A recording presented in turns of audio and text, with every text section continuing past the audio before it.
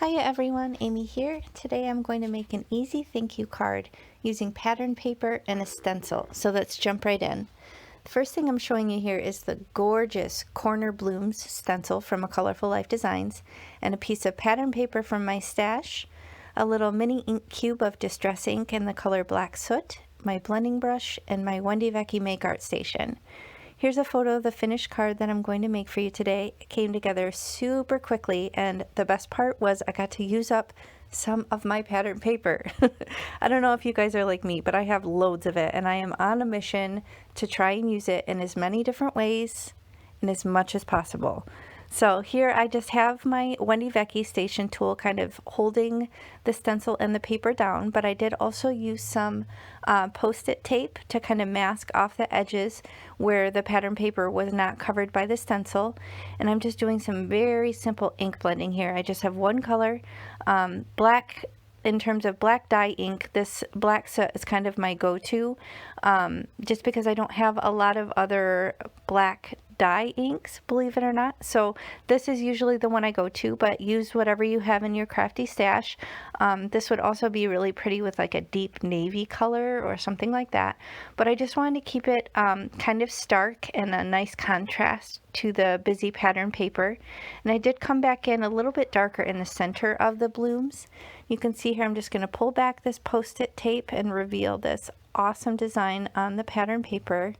Isn't that so gorgeous? I was so excited. I really didn't know what to expect. All I knew is I wanted to use that stencil and I wanted to use some pattern paper. So magic happened, right? So here I'm making a card base. I don't normally do this on screen, but this Batch and Betty has run out of card bases. So I need to spend one of these afternoons watching TV and stocking up on some card bases. I usually have them ready to go, but I ran out. So here we go. This is how I make it with my scoreboard.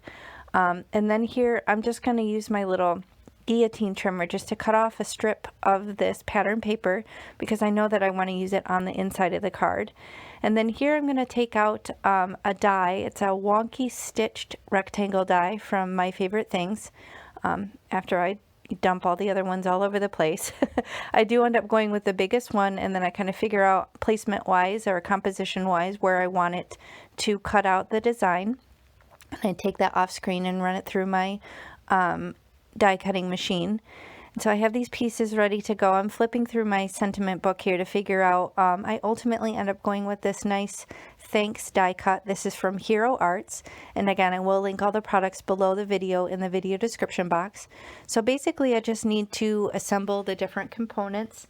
I decided I want to do a sub-sentiment here. So this is a thank you set from Tailored Expressions. These are simple strips. They make the stamps, the coordinating dies, and those storage boxes that everybody asks about.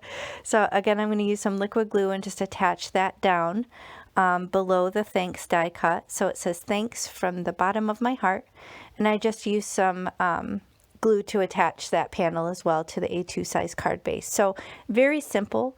And I did attach that other little strip of pattern paper on the inside of the card as well, just to kind of give it some extra continuity and a little unexpected surprise on the inside of the card. So I hope this gives you a fun and easy way to use up some of that pattern paper that you've been hoarding. And if you enjoyed the video, please hit the thumbs up and consider subscribing to my channel. And I appreciate you watching. Check you next time. Bye.